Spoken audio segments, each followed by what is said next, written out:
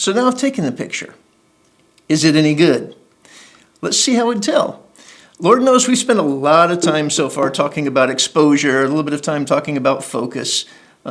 We have talked about or are about to talk about depth of field, motion blur. We're talking about all kinds of things, but we haven't actually talked about how do I know if my picture is any good? Wouldn't it be nice if you could tell right now if that picture came out before you get back to the lab and you pop it in a computer and you open it up in Photoshop and you're like, oh no, it's out of focus. Oh no, my exposure's bad. Oh no, why didn't I check while I was in the field?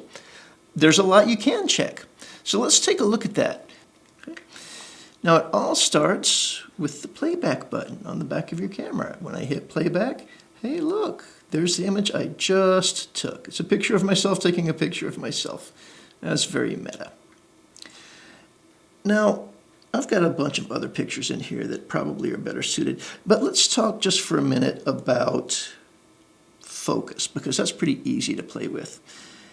Now, we've mentioned this before, but if you look underneath the big selector dial there, there's magnifying glasses. There's a zoom in and a zoom out. So if I press the zoom in, it does what you would expect. It zooms in on the image. And while I've zoomed in, I can actually navigate by pushing up, down, left, or right on that big selector wheel. So I can look at this and tell that this image is pretty much in focus. Let me zoom back out. But it doesn't stop there. This zoom button, if I go out further, if I hit zoom out, it will actually start showing me thumbnails. So right now I can see 4 thumbnails from the last pictures that I took. Let me zoom out even farther. There's 9 thumbnails. If I zoom out even farther, I get a whole screen full of thumbnails that I can use to navigate.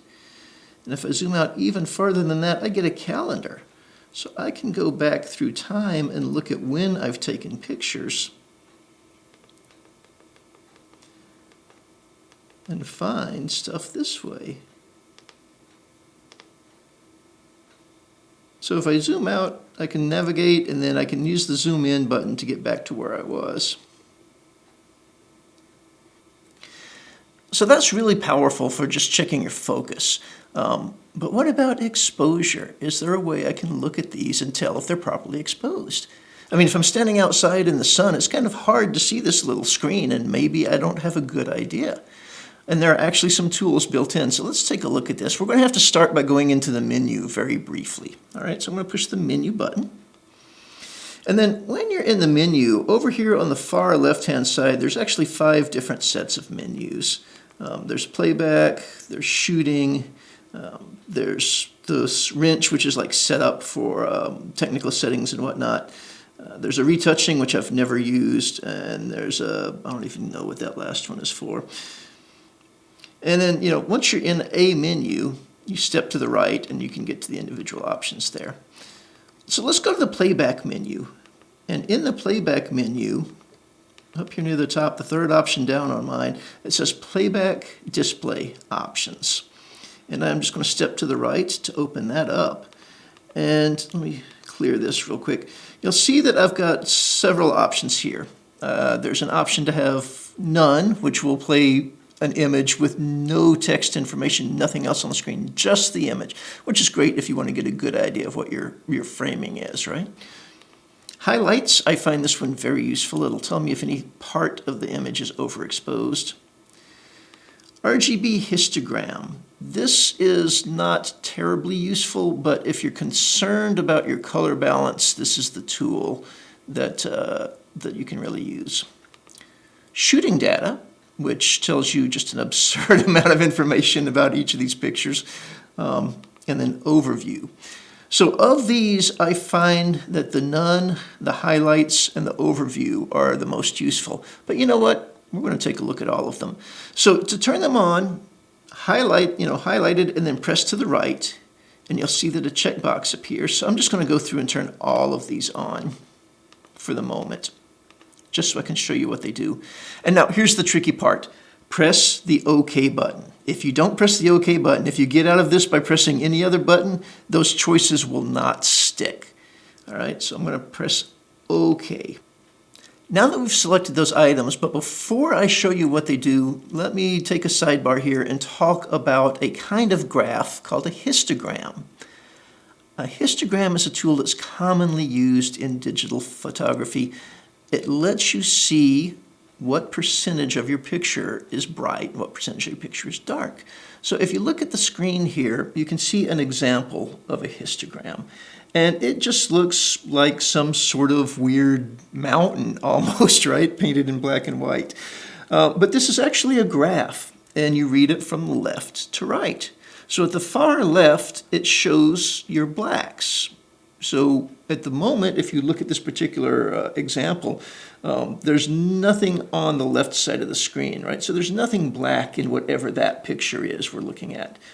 As you move to the right, you're talking about brighter values, right? So you can see from the graph there, from the example there, you're moving through your shadows into your midtones, into your highlights, and then at the very far edge of the screen would be your pure white.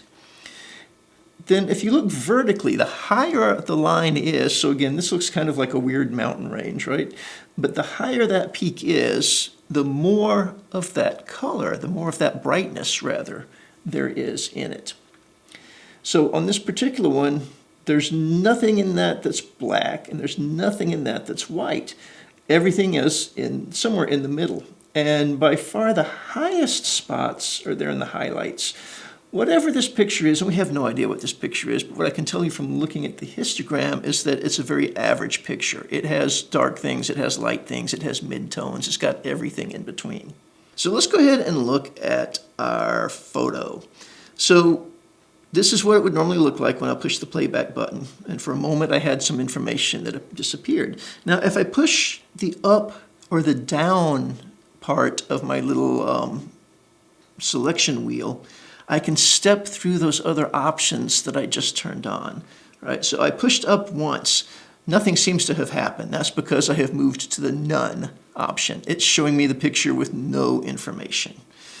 I'm going to push the button up again. This is the overview. I like this. I find this useful. The thumbnail of the picture itself is kind of small. I can't see much detail in it. But across the bottom, it tells me the settings that I used. I shot this in manual. My shutter speed was 1/25 of a second. My f-stop was 6.3. My ISO was 800. I can see other information there. I can see the white balance that I used. I can see lots of things that may or may not be helpful. But I can also see that histogram. So looking at this histogram, what I see is that almost all the information is towards the left side of the screen. There's no highlights, there's no whites in this picture. This picture is probably underexposed. Now, it's not crammed against the far left. Not everything is piled up on the blacks, so I can probably salvage it in Photoshop. But looking just at that histogram, I can tell my exposure is not good. I need to open up, either open my iris up or slow my shutter speed down, or maybe bump my ISO up a little bit more. Okay, I'm going to push up on my selector again to change to the next view. And this one is the information view, and there's actually a few pages of it. You see that it's just replaced most of my picture with a big screen of text. And as I scroll through this big screen of text, I'm pushing up again and pushing up again. It tells me all kinds of things about how this camera was set when I snapped that photo. Pushing up again takes me to the RGB histogram. Now, RGB, you might guess at this moment, stands for red, green, and blue. Normally, I don't find this very useful, but looking at this one, I can see that my red histogram fills much more of the available brightness than the green histogram, and that fills even more than the blue. So the red takes up about 2/3 of the histogram, the green takes up just over half, and the blue barely takes up half. If I had done my job correctly, all three of those should be about the same, unless I was in a red room or a green room or a blue room. I would expect there to be about as much red as there is green as there is blue. So what this tells me is the white balance that I used in that room is wrong. These pictures have too much red and not enough blue. Now again, I can probably fix that in Photoshop, but if I had the time, looking at this data, I would have changed my white balance settings to something else and tried to get those more even. I'm going to push up again, and this takes us to highlights. This one I find very, very, very useful. So if you look at the bottom of the windows on the left or the right side of the screen, or in the top right corner, you can see a little bit of one of the overhead fluorescent lights. You'll see these things are flashing on and off, on and off. That is drawing my attention to the fact that these areas are overexposed. They are too bright. Now, do I care? What are they? They're cracks at the bottom of the window shade where the outside sunlight is showing through. They're fluorescent light. These are things that probably should be very bright. I don't care if they're properly exposed. I don't care that they're overexposed. This doesn't bother me in this image, but it's good information to have. Something in this image is too bright. Does it bother me? And the answer in this case is no. And then we wrap back around to the default view. So these are all things the camera can show you. Now I'm going to go back into my menu, and I am going to change these options to the ones I like. So I'm going to turn off everything except for highlights and overview. Again, I find these very useful. And again, click OK. If you don't click OK, it's not going to change these views. Now give me a moment to find some more current pictures here. Okay, earlier today I shot these portraits of my three friends here, and I set the camera and tripod up and took a picture that the camera thought was properly exposed. So let's step through these and see. So this is just the generic view, and just trusting my eyeball, it doesn't look bad. So I'm going to step up. This shows me the overview. So I'm looking at my histogram, and what I can see is that there's nothing piled up against the black on the left-hand side of the screen, and there's nothing piled up against the white on the right-hand side of the screen. So there's nothing terribly under or overexposed about this. I also have information spread across that entire histogram from left to right, which is usually a good sign. It means that I have bright things, dark things, and things in between. Now, there's a pretty big spike towards the left side, telling me I have a lot of things that the camera perceives as shadows. But looking at the picture, that's probably true. The background behind the table, there's a lot of darkness on the left-hand side and the right-hand side, particularly towards the bottom of the left and the bottom of the right. Venom is dark. That tank is dark. Buzz Lightyear's belt is dark. It doesn't surprise me that there's a lot showing up in that shadow range, and it's not problematic. Okay, so let me step up again. This is the highlights view. Now nothing is flashing. Nothing in this picture is overexposed. Oh, that's not exactly true. Look at Buzz Lightyear's left arm. There's a glimmer there. There's a spot. It's probably a reflection, a highlight, a gleam from the lights. There's a tiny little spot there that's overexposed. Does this bother me? Not at all. It's natural. If it's a highlight, if it's actually a reflection from the lights, of course it's going to be overexposed. I would expect it to be overexposed. It would look natural to be overexposed, that one little spot. No big worries there. All right, and we've looped around. Now I took a series of these pictures, starting with overexposed and working my way down to underexposed, right? So here I've changed my f-stop. I was shooting, the original one I was shooting at f5.6. Here I've opened all the way up, I think, to f2.8. And just eyeballing it, that looks bright, doesn't it? So I'm going to step up. So here's my overview. Look at that histogram. Look at how far to the right everything is shoved. And there are a lot of things piled up at the extreme right edge. Now that is bad. That means everything that's that bright, there's no data. I can't fix this in Photoshop. Everything that's bright white will always be bright white. I can't make it any better. Now if I press up again to look at the highlights, look at how much of this thing is flashing at me. Almost all of Buzz, all of the white in Buzz's face. Heck, even parts of Venom there are overexposed. So this is telling me I have done something pretty wrong. I do not want those things to be brightly overexposed like that. Okay, now I'm just going to step to the right one at a time here. So I've closed down one stop. If I look at my histogram, we can see that's moving back to the left, but it's still got some overexposure. If I look at the highlights, we still have a problem here, right? So I'm going to move to my next picture where I close down even one more stop. Okay, we're down to F4. Looking at the histogram, something is still overexposed, right? You've got that little spike on the very right-hand edge of the histogram. If we look at the highlights, okay, it's not as egregious as it was, but pretty much everything that's white on Buzz Lightyear is overexposed. That's including his eyes. All right, so I'm going to go to my next picture. I think this would be at f5.6, so this should be properly exposed again. All right, so if we look at the histogram, it's nice and evenly spread out. There's nothing at the extreme right, there's nothing at the extreme left. That's always a good sign. And if I look at the highlights, there's nothing flashing. Okay, I've closed down one more stop. Maybe that's underexposed, maybe not. Let's look at the histogram.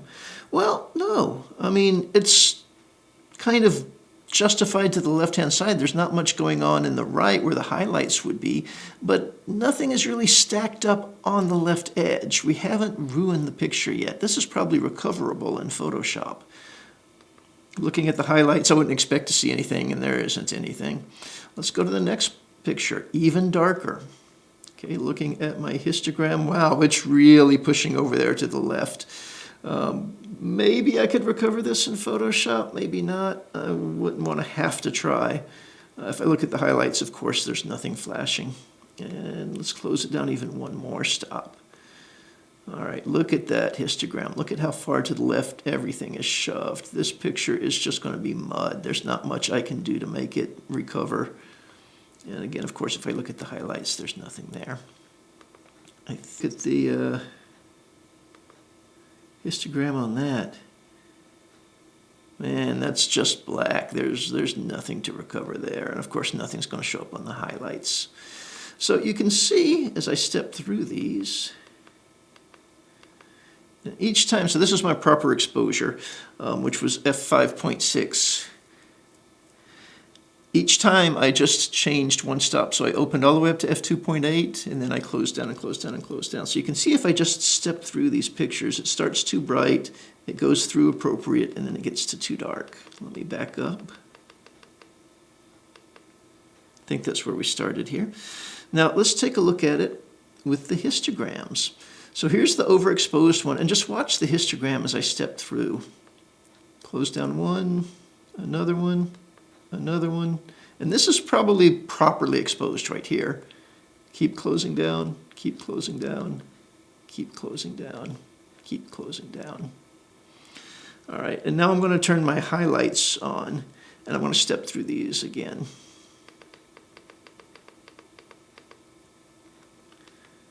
Okay, so starting with my overexposed, my terribly overexposed one, and there are highlights flashing all over the place. They're in Spidey, they're in Buzz, they're even in Venom. All right, so as I start to close down, you can see I'm getting some control back.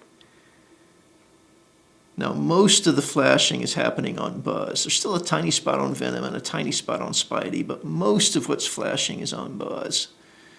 And then we get down to here to where there's almost nothing flashing.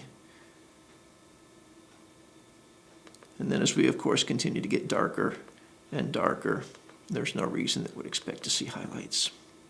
So while you're shooting, it's important to check that playback. Use the magnifying glasses to check your focus. Make sure that your image is crisp and what you want in focus is in focus. You can also use those settings that we discovered in the playback menu to check your exposure, to see whether or not it's underexposed, overexposed, properly exposed by looking at the histogram and the highlights. I find those two very useful. We haven't talked a lot about color yet, but by using the RGB histogram, you've got an objective way to look and see if the colors are correct. You don't have to trust your eye when you're looking at it under weird lighting or bright sunlight or whatever the conditions. The meters will never lie to you. So this is something you should understand how it works. You don't need to use it all the time, but there are times when understanding how these meters work and knowing how to turn them on and make use of them can really save the day.